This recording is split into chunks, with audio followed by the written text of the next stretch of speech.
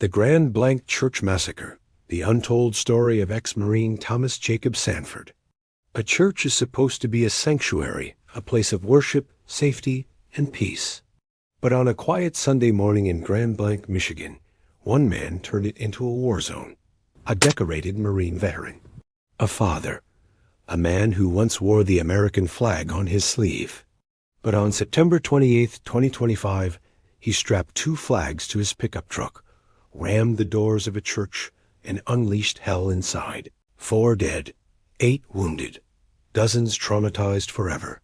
And one question haunts investigators, survivors, and a nation already drowning in bloodshed. Why? Please like and subscribe if you're new to the channel. The attack. On Sunday, September 28th, at around 10:25 a.m. local time, hundreds of worshipers were inside the church at the Church of Jesus Christ of Latter-day Saints in Grand Blanc, Michigan. What should have been a peaceful Sunday worship turned into a nightmare. Thomas Jacob Sanford, 40, stormed into the church with a GMC pickup truck displaying 2 American flags. Thomas Jacob Sanford, with 2 American flags draped on the back of his silver pickup truck, crashed his pickup truck into the main door of the church. Thomas Jacob Sanford drove his pickup truck through the main doors of the church. He exited the vehicle and then opened fire on the worshipers inside the church with an assault rifle. He managed to fire several rounds at the people and used gasoline to set the building on fire, killing 4 people and wounding 8 others, including one who was in critical condition. Thomas Jacob Sanford had previously called Mormons the Antichrist. Thomas Jacob Sanford, 40, lived about 6 miles from Grand Blanc. Authorities are still working to determine a motive, but White House Press Secretary Caroline Leavitt said Monday that Sanford was an individual who hated people of the Mormon faith.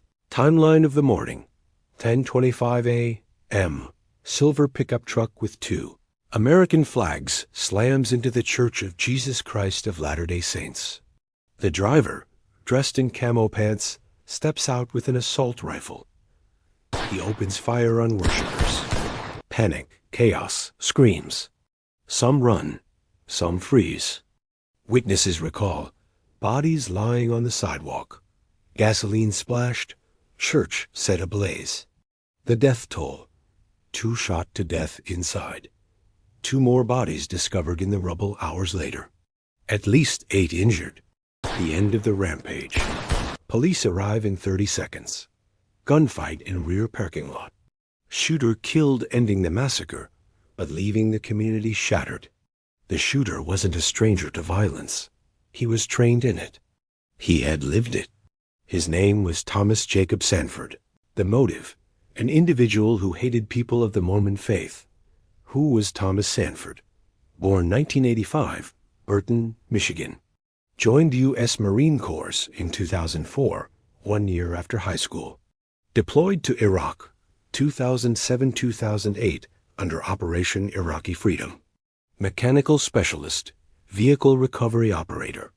Earned medals: Iraq Campaign Medal, Good Conduct Medal, Global War on Terrorism Service Medal. Rose to sergeant, left Marines in 2008. In uniform, he was a patriot. By all accounts, a man of discipline, structure, and purpose. But the war he brought home with him, no medal could fix. After service, married. Had a son in 2015 with congenital hyperinsulinism, a rare and devastating condition. Family faced long hospital stays, surgeries, medical bills. Marriage strained. Social media wiped. Silence. Sanford's father, Thomas Sanford, spoke about his son during a brief phone interview. He apologized to the families of the victims. "I feel terrible about all the families that have been hurt, and they under the same crap that I am going under. That my wife and I are going under," the elder Sanford said, his voice breaking slightly as he spoke. "I apologize for that." Sanford said his son was a 4-year Marine who served in Iraq and was devoted to his family and his country. He wouldn't say whether the war changed his son. "He came back. I'm glad he came back in one piece," Sanford said. The Church and the Hatred. Sanford targeted the Church of Jesus Christ of Latter-day Saints. FBI calls it an act of targeted violence. White House press secretary confirms Sanford hated Mormons. Investigators dig into his home, his phone, possible manifestos or notes. So far, no clear motive beyond religious hatred. Why this church? Why these people? Was it ideology? Delusion? Or was Sanford searching for anyone to punish for his own demons? Inside the Massacre. Survivor accounts. Brian Taylor. None of us recognize this guy. He just came in with an assault rifle. Others recall chaos, children trampled, families separated, prayers turning to screams. Fire spreads quickly. Roof collapses. Entire church deemed a total loss. The flames erased more than wood and stone. They erased memories, traditions, faith itself scorched by one man's rage. The aftermath. FBI takes over investigation. Governor Gretchen Whitmer. My heart is breaking for Grand Blanc. President Donald Trump. Another targeted attack on Christians. This epidemic of violence must end immediately. National debate ignited. Gun violence. Veterans and mental health. Religious freedom and hate crimes. Sanford wasn't the first veteran to unravel violently and chillingly. He wasn't the only one that weekend. The parallel case. Less than 14 hours earlier, Nigel Max Edge, another Marine Iraq veteran, opened fire at a bar in North Carolina. 3 dead, 5 wounded. Edge had history of traumatic brain injury, lawsuits against U.S. government, 2 Marines, 2 massacres, 2 shattered communities, 1 weekend. Coincidence or a deeper crack in the system? A nation in crisis. The Grand Blanc attack marks the 327th mass shooting of 2025. Churches increasingly targeted. Minneapolis attack just 1 month earlier killed children. America on edge. Sanctuaries no longer feel safe.